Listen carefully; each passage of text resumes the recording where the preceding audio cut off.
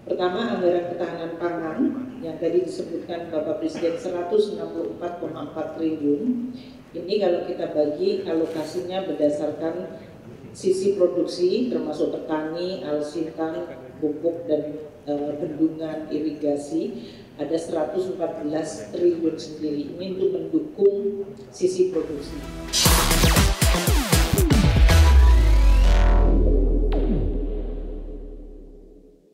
Kita ke informasi pertama pemirsa, pemerintah menetapkan anggaran ketahanan pangan tahun depan sebesar 164,4 triliun rupiah, naik 5,9% dibandingkan tahun 2025.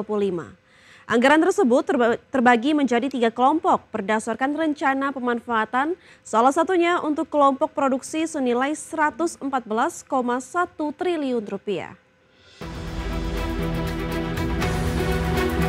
Pemerintah menetapkan anggaran ketahanan pangan tahun depan sebesar 164,4 triliun rupiah, naik 5,9% dibandingkan tahun 2025 yang senilai 155,2 triliun rupiah. Anggaran tersebut terbagi menjadi 3 kelompok berdasarkan rencana pemanfaatan, yakni pemanfaatan untuk kelompok produksi senilai 114,1 triliun rupiah, distribusi serta cadangan pangan senilai 29,9 triliun rupiah, dan konsumsi sebanyak 6,4 triliun rupiah. Menteri Keuangan Sri Mulyani menyebut untuk kelompok pemanfaatan salah satunya dialokasikan untuk subsidi pupuk senilai 46,9 triliun rupiah.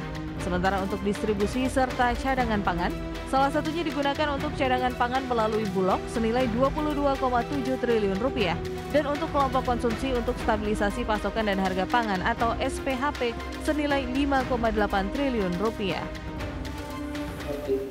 Pertama, anggaran ketahanan pangan yang tadi disebutkan Bapak Presiden 164,4 triliun.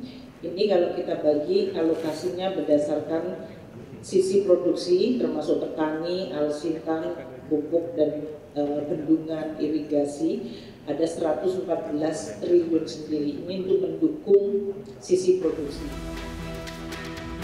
Seperti diketahui, ketahanan pangan termasuk dalam 8 agenda prioritas pemerintahan Prabowo di 2026.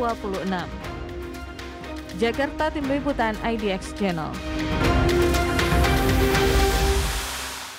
Kementerian Dalam Negeri mengaku heran, beras di daerah tetap tinggi meski pemerintah telah melakukan operasi pasar beras SPHP. Guna menekan harga beras, Perum Bulog diminta untuk mempercepat penyaluran beras SPHP dan mendorong pemerintah daerah aktif melakukan operasi pasar. Kementerian Dalam Negeri mengaku heran dengan harga beras di seluruh daerah yang tetap tinggi meski pemerintah telah melakukan operasi pasar beras stabilisasi pasokan dan harga pangan atau SPHP. Kementerian menilai ada yang janggal dengan kenaikan harga beras di tahun ini. Apalagi operasi pasar sudah berjalan 1 bulan, namun kenaikan harga beras tetap sulit diredam. Melihat kondisi ini, Sekretaris Jenderal Kemendagri Tomsi Thohir meminta Bulog untuk mempercepat penyaluran beras SPHP ke daerah-daerah dan mendorong pemerintah daerah untuk aktif melakukan operasi pasar guna menekan harga beras. Baru tahun ini 1 bulan kita sudah salurkan, harganya tetap naik. Loh, ini yang betul-betul menjadi tantangan kita bersama. Tahun-tahun sebelumnya, 2 minggu saja kita menyalurkan SPHP, itu harga turun tajam. Semua teman-teman yang hadir di daerah untuk segera memasifkan ini. Bantu untuk memasifkan penjualan beras SPHP ini supaya harganya bisa segera turun. Berdasarkan data BPS, harga beras mengalami kenaikan di seluruh wilayah di Indonesia. Rata-rata harga beras medium dan premium pada zona 1 hingga zona 3 naik melebihi harga eceran tertinggi yang telah ditetapkan. Jakarta, Tim Liputan IDX Channel. Ya pemirsa, Perum Bulog memastikan terus melakukan percepatan penyaluran beras SPHP guna menekan harga beras di lapangan. Selain bekerja sama dengan TNI, Polri, dan Pemda, Bulog juga telah menyalurkan beras SPHP ke berbagai retail modern. Perum Bulog memastikan terus melakukan percepatan penyaluran beras stabilisasi pasokan dan harga pangan atau SPHP. Apalagi saat ini harga beras di pasar telah melebihi harga eceran tertinggi yang ditetapkan pemerintah. Menurut Kepala Divisi Perencanaan Operasional dan Pelayanan Publik Perum Bulog Rini Andrida, Bulog telah bekerja sama dengan TNI Polri, pemerintah daerah hingga BUMN Pangan dalam distribusi beras SPHP. Tak hanya penyaluran ke pasar modern, Bulog juga telah menyalurkan beras SPHP ke berbagai retail modern di seluruh wilayah di Indonesia guna meredam harga beras di pasar. Jadi semua saluran yang sudah kami isi itu termasuk satu dengan sinergi dengan TNI Polri, Pemda, KDMP, dan BUMN Pangan lainnya. Kemudian kami seluruh karyawan juga melakukan canvassing Pak ke seluruh pasar yang ada di wilayah kerja kami. Kemudian juga sudah mulai bergerak retail modern, bekerja sama dengan beberapa retail modern yang sudah siap dan ready untuk menyalurkannya. Perum Bulog melaporkan realisasi penyaluran beras stabilisasi pasokan dan harga pangan atau SPHP telah mencapai 38.811 ton. Angka tersebut baru mencapai 2,94% dari target pemerintah sebesar 1,3 juta ton. Jakarta, Tim Liputan IDX Channel.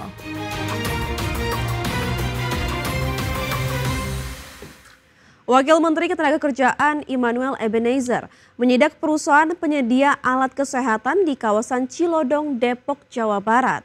Sidak tersebut dilakukan menyusul persoalan upah pekerja yang tidak kunjung dibayarkan, di mana ratusan buruh selama bekerja hanya dibayarkan Rp50.000 per minggu. Wamenaker Immanuel Ebenezer menyidak perusahaan penyedia alat kesehatan di kawasan Cilodong. Pasalnya ratusan pekerja di perusahaan tersebut hanya menerima pembayaran Rp50.000 per minggunya. Para pekerja menyerukan tuntutannya terkait pembayaran serta tidak adanya BPJS, baik kesehatan maupun ketenagakerjaan. Pihak manajemen pun mengaku omset perusahaan memang sedang anjlok. Wamenaker menyebut pihaknya sudah berkoordinasi juga dengan Pemkot Depok terkait hal ini agar masalah tersebut dapat menemui titik terang. Total ada 500 pekerja yang hingga kini pembayaran terkait gajinya tidak jelas. Ini karena sifatnya sidak, ya kita akan pelajari semua, tapi yang pasti kita akan mencari solusi yang terbaik. Kalau ditanya soal pelanggaran banyak sekali, tapi kan bukan di situ. Tugas negara harus mampu mencari solusi yang terbaik. Tetap kita menjaga pelaku usahanya, juga kita menjaga kesejahteraan kawan-kawan buruhnya. Nah itu tugas negara menjadi jembatan komunikasi yang baik. Sementara Doni, salah satu pekerja mengatakan sejak tahun 2024 pembayaran gaji mereka tidak jelas, mulai dari dibayar hanya separuh hingga pernah tidak dibayar. Bahkan THR mereka pun hingga kini belum dibayarkan. Diliburkan kita dari Maret, Pak, bulan puasa. Dari bulan Maret. Ya. Dari itu bayarnya dicicil gaji yang dicicil setiap minggunya 100.000. Awal-awalnya bagus 300.000, 200, 150, 50 bahkan. Bahkan minggu kemarinnya hari apa itu kami nggak dibayar dengan alasan tidak ada uang. Ya, kami menuntut ini nggak ada nuntut yang lain. Kami 2 poin itu aja, bayar hak kami, gaji kami, sisa gaji kami, kemudian tentukan nasib kami, apakah di PHK atau enggak. Itu aja. Kini ratusan pekerja tersebut hanya akan menunggu hasil dari pertemuan yang belum menemui titik terang. Dari Depok, Jawa Barat, Iyung Rizky, IDX Channel. Ya, pasar tenaga kerja tanah air menghadapi guncangan yang sulit lantaran gelombang pemutusan hubungan kerja masih berlanjut.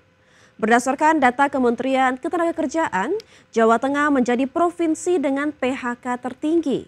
Sebanyak 10.995 pekerja di Jawa Tengah terkena PHK. Pasar tenaga kerja tanah air menghadapi guncangan yang sulit pada paruh pertama tahun ini. Gelombang pemutusan hubungan kerja atau PHK terpantau melejit lebih dari 30%. Paling tinggi terjadi di Jawa Tengah sebanyak 10.995 pekerja.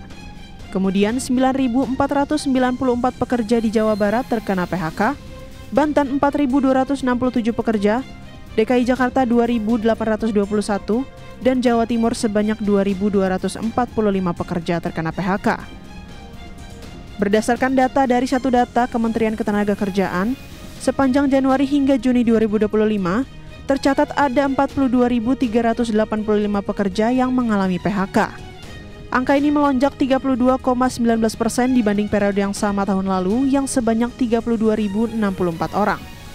Berbagai sumber, IDX Channel.